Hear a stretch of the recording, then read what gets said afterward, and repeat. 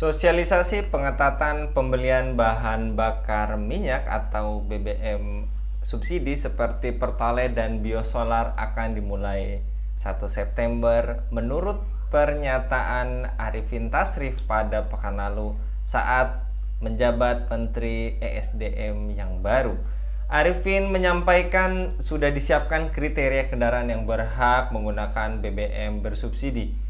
Walaupun demikian, dia tak mau merinci soal pelaksanaannya. Ya, sedang disiapkanlah. Nanti yang ngomongin kan bukan saya, ucap dia yang digantikan Bahlil Lahadalia sebagai Menteri SDM per 19 Agustus. Pemerintah akan batasi pembelian BBM Pertalite sesuai CC, apakah itu? Apa dampak pembatasan pembelian Pertalite dan apa kebijakan ini meresahkan rakyat? Untuk membahasnya kami terhubung dengan pengamat kebijakan publik Bung Arim Nasim. Kita sapa terlebih dahulu. Assalamualaikum warahmatullahi wabarakatuh, Bung Arim. Waalaikumsalam warahmatullahi wabarakatuh. Lagi-lagi Bung, langsung tancap gas, baru diumumkan resmi menjadi menteri yang baru dan wacana pembatasan tinggal menunggu detik-detik waktu. Apakah masyarakat makin diresahkan wacana pembatasan ini, Bung?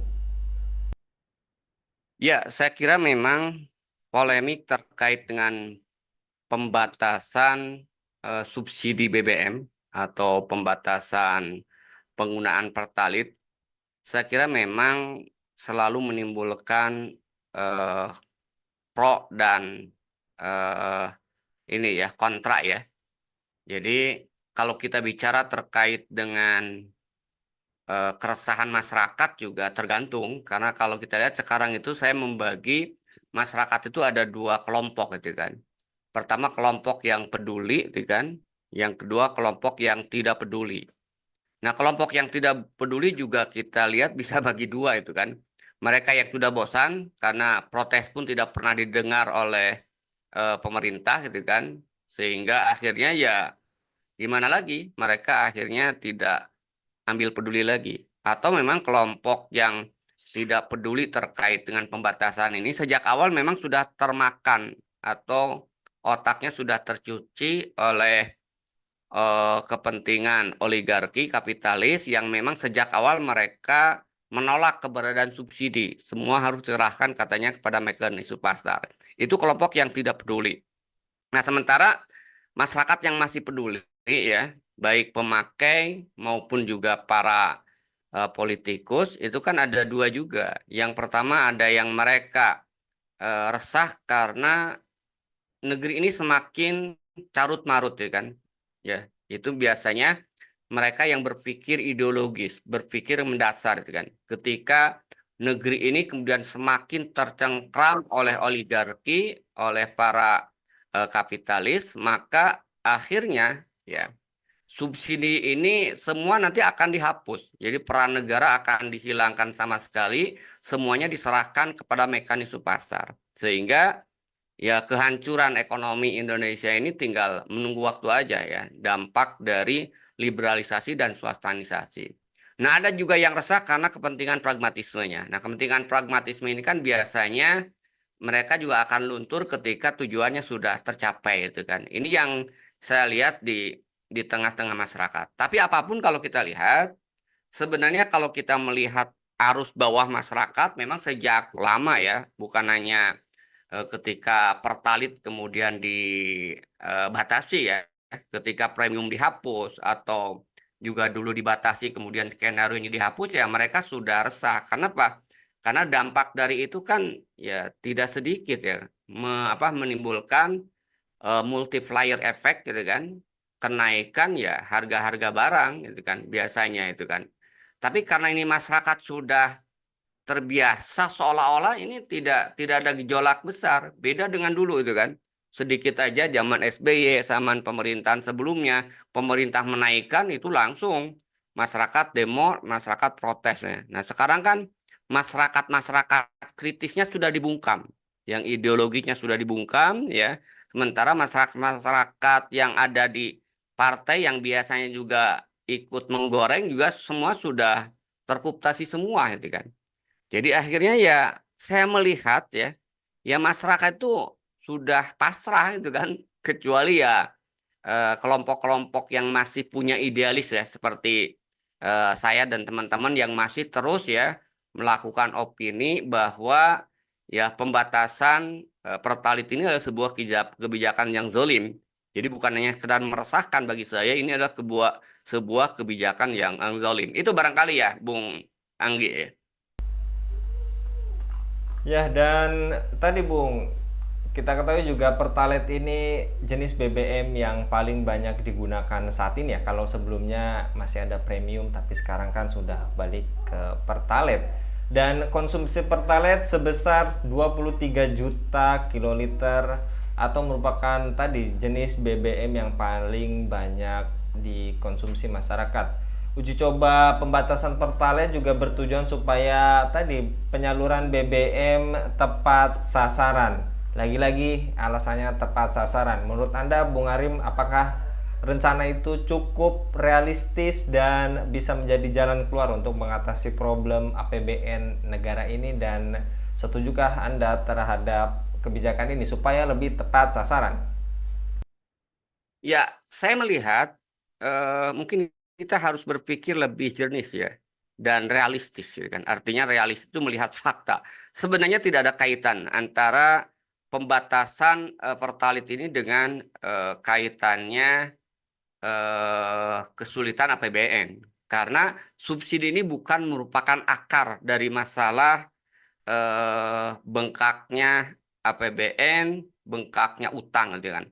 Justru kalau kita lihat, saya melihatnya dua hal yang berbeda sebenarnya. Cuman ini dijadikan alasan aja oleh pemerintah itu kan.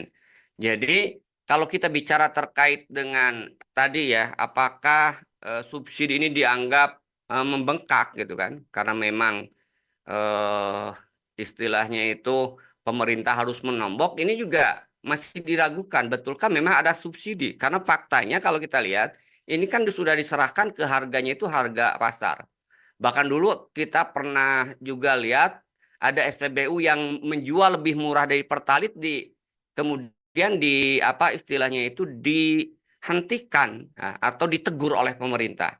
Jadi saya melihat sebenarnya itu tidak terkait langsung dengan APBN. Jadi itu hanya sekedar alasan aja ketika subsidi membebani APBN. Kemudian juga subsidi tidak tepat sasaran. Karena kalau kita lihat sebenarnya ini adalah agenda yang dirancang secara terstruktur dan sistematis oleh para kapitalis, kalau bahasa sekarang oligarki ya, lewat IMF maupun World Bank gitu ya. Kita tahu bahwa ketika Indonesia krisis ya, diawali dengan krisis moneter yang luar biasa, kemudian dapat bantuan dari IMF, kemudian dibuat letter of intent yang salah satu isinya itu adalah meminta agar pemerintah menghapus ya subsidi BBM ya, agar subsidi BBM itu hapus sehingga harga BBM itu diserahkan kepada mekanisme internasional dengan tarif komersial ya kan. Nah, jadi sebenarnya ini grand strateginya apa kebijakannya itu adalah memang permintaan dari IMF, World Bank dan para kapitalis agar subsidi dihilangkan ya kan, agar harga BBM kemudian diserahkan kepada mekanisme pasar dalam artian harganya mengikuti tarif komersial, tarif internasional. Nah, kemudian dari situ dibuatlah ya rencana secara bertahap termasuk alasan-alasan. Subsidi tidak tepat sasaran ini sebenarnya alasan yang dibuat oleh World Bank bahwa subsidi tidak tepat sasaran itu dibuat sejak tahun 2001 itu kan.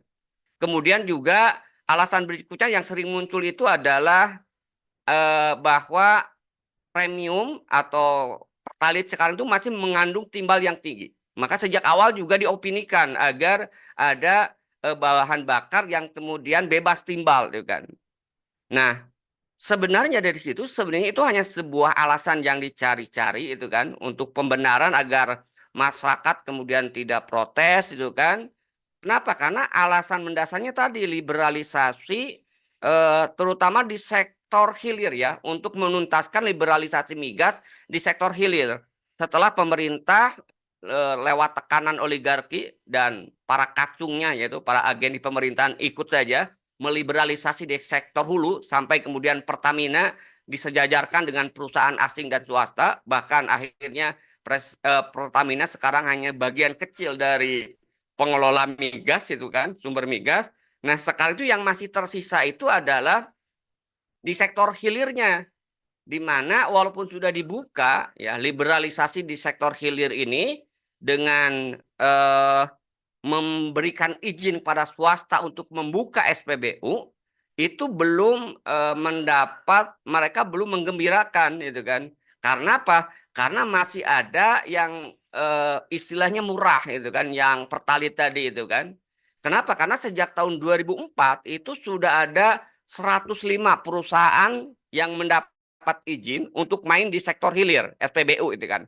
Tapi kan ini belum optimal. Nah, nanti sasaran mereka di liberalisasi sektor hilir ini agar ya tadi semua bisa masuk, Pertamina tidak dominan lagi gitu kan.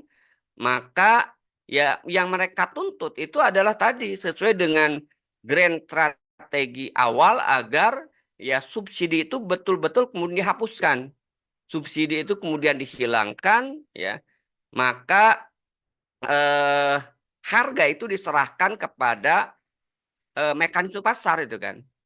Itu yang pertama ya, terkait dengan eh, subsidi dan pembatasan BBM atau Pertalite. Jadi sebenarnya tidak ada kaitannya dengan APBN secara langsung, tapi itu memang agenda besar dari oligarki kapitalis lewat IMF agar liberalisasi sumber daya alam, terutama migas ini, itu tuntas itu kan, baik di sektor hulu maupun di sektor hilirnya. Nah, di sektor hilir masih belum sempurna, belum tuntas karena masih ada bahasa mereka itu pertalit yang disubsidi. Maka untuk itu mereka minta jatahnya dikurangi ya.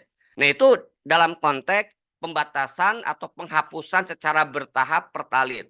Nah, yang kedua kalau kita bicara terkait dengan APBN, sebenarnya kalau kita bicara APBN, realitasnya yang membebani APBN itu bukan subsidi. Realitasnya yang membebani APBN itu justru bunga utang luar negeri maupun utang dalam negeri. Sebagai contoh itu kan, di tahun 2024 ini subsidi untuk energi itu kan hanya 186,9 triliun ya kan. Sementara pemerintah itu harus membayar ya utang bunga ya, bunga utang itu 497,3 triliun ya. Belum juga peningkatan utang pokoknya. Jadi sampai saat ini saya lihat kita Indonesia itu menurut data resmi ya yang diakui pemerintah itu angka utangnya itu sudah menyentuh di angka 8.333 triliun ya kan. Nah, tapi ironisnya kalau kita lihat APBN ini ketika semakin beban utang semakin besar termasuk bunganya, di sisi lain liberalisasi sumber daya alam terus kemudian dilakukan oleh pemerintah. Sehingga akhirnya apa? Pemerintah justru malah menggejotnya itu di sektor pajak, bukan kemudian meningkatkan pendapatan dari sumber daya alam ya. Kita lihat kan akhirnya ini yang saya kira membuat semakin parahnya itu kan problem APBN di kita. Jadi sekali lagi ini bukan pencabutan subsidi, pengurangan pertalite itu sebenarnya kalau kita mau jujur ini kan dimanipulasi aja, tidak ada kaitan langsung dengan APBN. Justru yang menjadi beban APBN itu bukan subsidi, yang menjadi beban APBN itu adalah bunga utang yang sangat besar sekali, tadi mendekati 500 triliun, ditambah juga pokoknya itu kan. Nah, dibuatlah dicari alas-alasan. Jadi sebenarnya penghematan subsidi tadi itu bukan untuk menyehatkan APBN gitu kan sebenarnya, tapi untuk bayar utang aja karena kelimpungan pemerintah itu membayar bunga dan pokok maupun utangnya itu dengan berbagai cara kemudian dilakukan gitu kan, mulai dari menaikkan pajak gitu kan, pernah juga menaikkan juga BPJS gitu kan, kemudian juga pernah juga untuk mencari itu juga dari tabungan, tapera, dan lain-lainnya. Nah, tapi ya tadi saya lihat ini problemnya itu sebenarnya bukan di subsidi atau pengurangan pertalit. Problemnya itu memang ya paradigma pengelolaan APBN pemerintah ini yang kapitalistis yang akhirnya menyebabkan rakyat yang jadi korban. Jadi kalau bicara setuju atau tidak dengan pembatasan subsidi ini, saya sangat tidak setuju karena saya kira ini kan dari sisi kata subsidi aja masih kemudian diperdebatkan, apalagi kalau kita bicara tugas pemerintah ya. Pemerintah itu kan selalu tidak adil tuh kan. Kalau untuk bayar bunga misalnya tadi sampai 497 triliun tidak pernah protes ya kan. Termasuk juga untuk bayar utang walaupun utang tidak dapat. Tapi kok untuk subsidi seolah-olah untuk kepentingan masyarakat yang hanya ya 186,9 triliun aja itu juga untuk semua itu kok masih dianggap membebani. Saya kira ini sebuah eh, kezaliman, sebuah pembohongan publik gitu kan. Seolah-olah APBN itu kemudian dibebani oleh subsidi atau oleh penjualan pertalit tadi. Padahal faktanya APBN itu dibebani, yang menjadi beban terbesar dari APBN kita itu pertama utang dan bunganya, yang kedua tadi liberalisasi sumber daya alam ya, termasuk migas ini, sehingga ya negara tidak mendapatkan hasil dari sumber daya alam kecuali hanya secuil pajak. Itu saya lihat ya, Bung Anggi, itu yang saya lihat ya. Ya. Dan sebagian masyarakat juga ada yang mengungkapkan katanya harga BBM kita bisa lebih murah gitu Bung dibanding negara lain, tapi nyatanya di data CNBC terbaru pun mengatakan berkebalikan. Contohnya negara tetangga Malaysia itu bisa lebih murah daripada kita. Dan kira-kira kesimpulannya bagaimana Bung Arim? Ini sepertinya sudah sering Bung Arim sampaikan, tapi perlu penegasan lagi bagaimana sebetulnya solusi untuk carut marut tadi pengelolaan subsidi ini. Juga tadi Bung Arim sampaikan sebetulnya nilainya tidak lebih besar dari pembayaran bunga utang luar negeri ini Bung. Bagaimana Bung?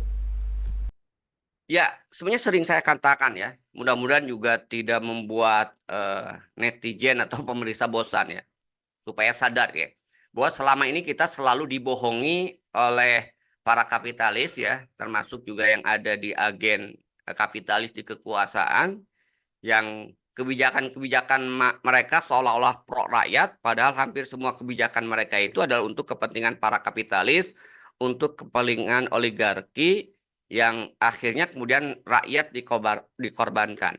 Nah, kalau kita bicara terkait dengan subsidi, kita kan akar masalah yang sering dimunculkan itu tadi kan, subsidi tidak tepat sasaran, subsidi kemudian membebani APBN, ya. Kemudian yang ketiga ya tadi itu kan, bahwa harga ya, harga dari migas ya itu harus diserahkan kepada mekanisme pasar itu kan. Nah, tentu ini adalah semuanya itu muncul dari pola pikir kapitalis, paradigma sistem kapitalis dalam mengelola APBN dan mengelola sumber daya alam. Nah, selama kemudian paradigma pengelolaan sumber daya alam itu menggunakan paradigma kapitalis, maka ya saya kira subsidi itu akan selalu kemudian dipermasalahkan, ya kan? Makanya mereka akan berhenti ketika sudah semua dalam bahasa mereka itu diserahkan kepada mekanisme pasar harganya itu. Nah, kita lihat solusinya. Pertama, kalau dalam perspektif Islam yang harus kemudian dipahami bahwa peran negara itu adalah mengurus rakyat, ya.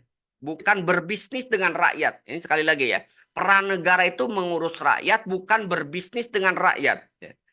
Kenapa? Karena dalam pandangan Islam, Rasul sering menyampaikan dalam beberapa kesempatannya, al-imamu ra'in wa huwa mas'ulun an ra'iyatihi. Pemimpin itu laksana pengembala. Karena laksana pengembala dalam pandangan Islam, hubungan antara pemerintah dengan rakyat bukan hubungan bisnis, tapi hubungan riayah. Maka dalam pandangan Islam, subsidi, kalau mau dikatakan subsidi, itu bukan saja sesuatu yang dibolehkan, ya, yang dalam kapitalis seolah-olah dilarang, justru subsidi bantuan terhadap rakyat itu kemudian diwajibkan. Ya.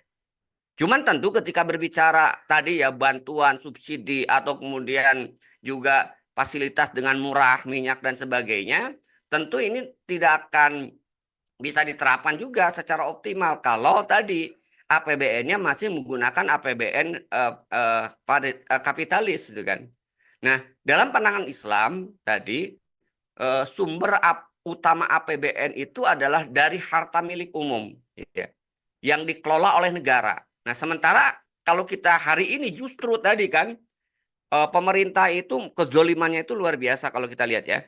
Dari sisi pendapatan APBN tadi memungut sebesar-besarnya dari pajak dan utang, dari sisi juga eh, sumber daya alamnya semua diobral ya ke swasta asing termasuk di dalamnya Cina. Nikel misalnya itu hampir tiap tahun tuh 450 triliun itu dinikmati Cina. Bahkan ada isunya sampai ribuan triliun itu kan ketika harga booming. Batu bara juga dikuasai swasta. Per tahun pernah menyentuh di angka 3.000 triliun itu kan pendapat itu. Nah, itu semua kan diserahkan ke swasta. Nah, kalau di dalam Islam maka ini wajib dikelola oleh negara sebagai sumber pendapatan APBN. Sehingga dari sinilah nanti kemudian dialokasikan untuk kepentingan-kepentingan layanan publik ya. Ya, termasuk di dalamnya BBM murah bahkan terjangkau murah itu kan. Kemudian juga biaya pendidikan, biaya kesehatan, semuanya itu yang lebih dominan itu berperan itu negara dalam Islam itu ya.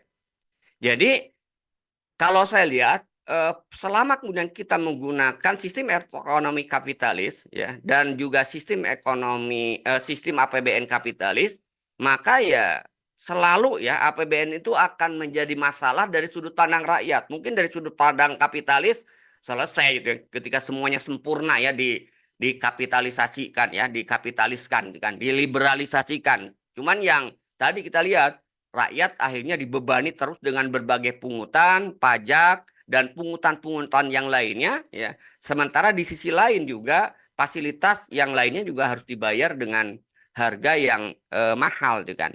Jadi kalau menurut saya solusi tuntas kalau kita ingin menyelesaikan terkait dengan problem APBN, problem yang terkait dengan pertalit atau migas ini ya solusi syariah gitu kan yang harus kemudian dikedepankan. Pertama apa? Dalam konteks APBN-nya secara makronya maka sumber utama APBN tidak boleh kemudian berasal dari pajak tapi harus berasal dari pengelolaan sumber daya alam yang milik umum yang wajib dikelola oleh negara ya.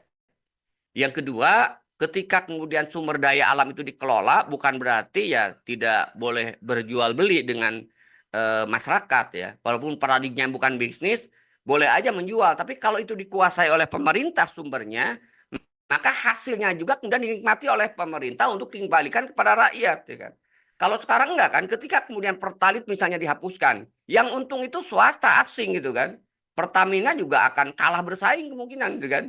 Nah sekarang kenapa SPBU Pertamina bertahan?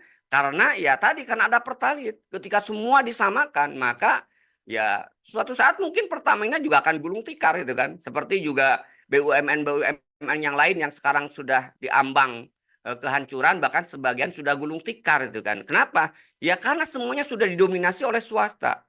Jadi kembali masyarakat, para intelektual, termasuk juga para ulamanya harus sadar lah kerusakan yang menimpa negeri ini, termasuk juga tadi ya kita dipusingkan terus dengan problem yang terkait dengan subsidi Pertalit seolah-olah kemudian dikurangi yang akhirnya kemudian membuat masyarakat semakin menjerit.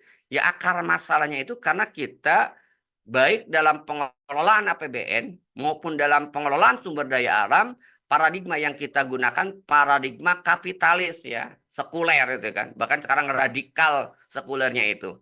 Karena itu solusinya kita hentikan ya. Kita hentikan pengelolaan sumber daya alam, pengelolaan APBN ala kapitalis.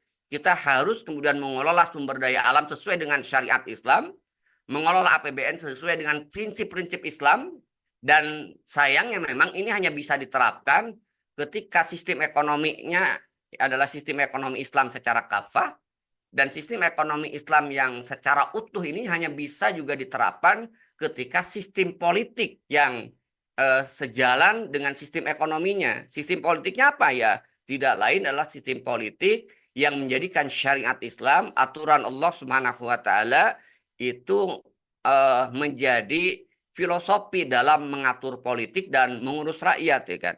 Jadi akhirnya solusinya memang kembali kepada aturan Allah dalam seluruh aspek kehidupan atau yang kita sebut dengan Islam kafah. Disinilah kalau itu kemudian dijalankan, insya Allah kehidupan masyarakat saya kira akan menjadi berkah sebagaimana yang dijanjikan oleh Allah, gitu kan. Lau anna ahlal qura amanu wa taqau la patahna alaihim barakati minas samai wal ar. Seandainya penduduk bumi, ya, sebuah negeri, ya, amanu beriman wa taqau dan mereka bertakwa, la fatahna alaihim barakati minas samai wal ar. Ya, mereka akan mendapatkan keberkahan dari langit maupun dari bumi, ya. Tapi sebaliknya, ketika mereka tidak menggunakan syariat Allah, ya, maka yang terjadi adalah krisis dan krisis terus terjadi, itu kan. Bahkan krisis ini bukan hanya nanti dirasakan di dunia dengan kesulitan, kalau kita kemudian tidak mau menjadikan syariat Islam, aturan Allah sebagai solusi dalam bidang ekonomi dan politik, di akhirat kita akan mendapatkan siksa yang sangat pedih. Nauzubillahi min dzalik, deh. Karena di dalam salah satu ayat Al-Qur'an Allah menyatakan afatu'minuna bibalil kitab wa takfuruna biba fama jaza'u mayyab al dzalika minkum illa khizyun fil hayati dunya wa yaumal qiyamati yuraddu ila asyadil azab. Jadi ketika kita beriman terhadap sebagian Al-Qur'an dan kufur terhadap bagian yang lainnya, bahasa sekarang itu adalah sekuler, urusan sholat masih kita jalankan sesuai dengan aturan Islam, ibadah, tapi urusan politik dan urusan ekonomi kita serahkan kepada kapitalis, oligarki, sistem kufur yang diterapkan, maka kata Allah dalam ayat ini, khizyun fil hayati dunia, kehinaan, termasuk krisis yang terus-menerus, kesulitan yang terus-menerus, ya, pengangguran yang semakin meningkat, ya kan, di dunia ini, gitu kan. Pada sisi yang lain, bukan hanya berhenti di dunia, siksaan ini juga dilanjutkan di akhirat. Wa yaumal qiyamati yuraddu ila asyadil adzab. Jadi itu menurut saya, gitu kan. Jadi saya tegas pada kesempatan ini, itu kan, agar masyarakat sadarlah supaya kemudian mau kemudian menghentikan, ya, rejim ini, ya, dari rejim yang menjadikan kapitalis dan demokrasi sebagai dasar untuk mengurus rakyat, harus kemudian kita ganti dengan sistem ekonomi Islam yang diterapkan secara kafah, termasuk juga terkait dengan institusi politiknya. Itu barangkali ya, Mas Bung Anggi, yang bisa saya sampaikan. Baik, Terima kasih. jazakallah Bung Arim. Mudah-mudahan ini menjadi pesan juga bagi menteri yang baru. Jangan sampai tadi Bung Arim sampaikan pemerintah tidak adil di satu sisi, katanya pro rakyat, tapi di sisi lain lebih banyak menyengsarakan rakyat. Jazakallah sekali lagi Bung Arim. Mudah-mudahan Bung Arim senantiasa dilindungi oleh Allah SWT dalam setiap aktivitasnya. Dukung channel kami dengan like, subscribe, dan share sebanyak-banyaknya. Semoga menjadi kebaikan bagi kita semua di dunia dan di akhirat. Saya Anggi Suhana undur diri. Assalamualaikum warahmatullahi wabarakatuh.